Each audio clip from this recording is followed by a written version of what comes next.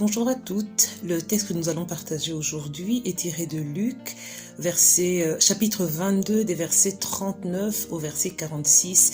C'est en fait l'histoire de notre Seigneur Jésus qui, selon son habitude, se rend à Gethsémané pour prier. Il est accompagné de certains de ses disciples. Arrivé là, il les encourage à prier afin de ne pas tomber en tentation et lui-même s'éloigne pour avoir des moments de prière parce qu'il est vraiment en proie de l'angoisse. Il est dans une grande souffrance et la Bible nous dit qu'il y a un ange du Seigneur qui vient pour le fortifier. La Bible nous dit également que il retourne vers ses disciples, les trouve endormis et les encourage, les exhorte à prier afin de ne pas tomber en tentation. Alors moi j'ai tiré quelques leçons de ce texte.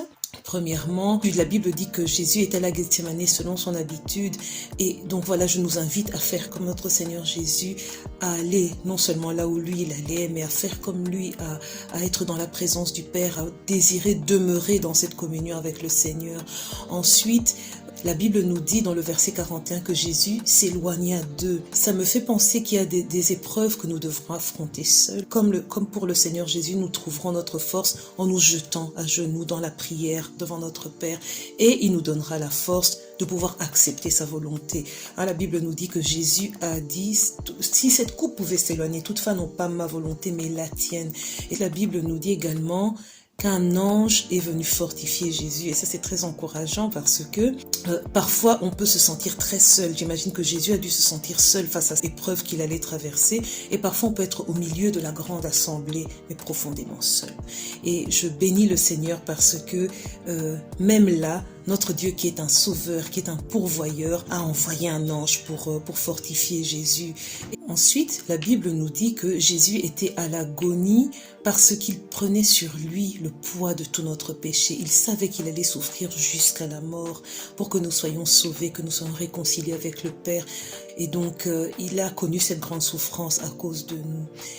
Mais nous aussi, nous connaîtrons des souffrances. Mais ces souffrances ne sont rien comparées à la gloire à venir. Nous connaîtrons la solitude, mais Emmanuel sera là avec nous.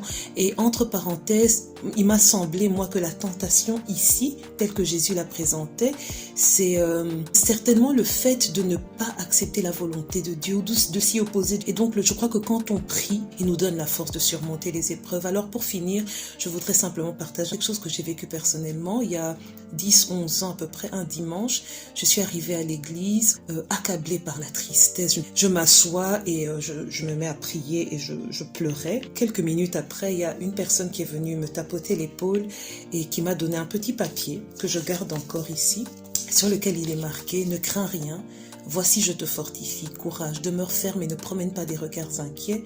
S'il le faut que tu sois attristé pour un peu de temps, sache que moi l'Éternel, je t'aime et je te façonne comme je veux. Sois ferme, tiens bon, je suis avec toi, courage. » Alors, j'ai continué de pleurer, mais là je pleurais de joie parce que je savais que Dieu m'avait vu. Dieu avait entendu ma douleur et il est venu jusqu'à moi. Et donc je veux simplement encourager quelqu'un en disant que nous ne sommes jamais seuls. Notre Seigneur nous voit, il est un pourvoyeur. Pas toujours quand ou comme on l'attend, mais il est toujours là. Il a envoyé pour Jésus un ange pour le fortifier. À Élie, c'est un corbeau qui a été envoyé pour lui donner à manger et le fortifier. Et moi, j'ai reçu cette parole qui m'a fortifié. Donc voilà, la situation ne va peut-être pas forcément changer, mais le Seigneur nous fortifiera. Et je crois que j'apprendrai encore à comprendre pourquoi l'apôtre Paul pouvait dire « Je puis tout par celui qui me fortifie ». Que Dieu nous bénisse.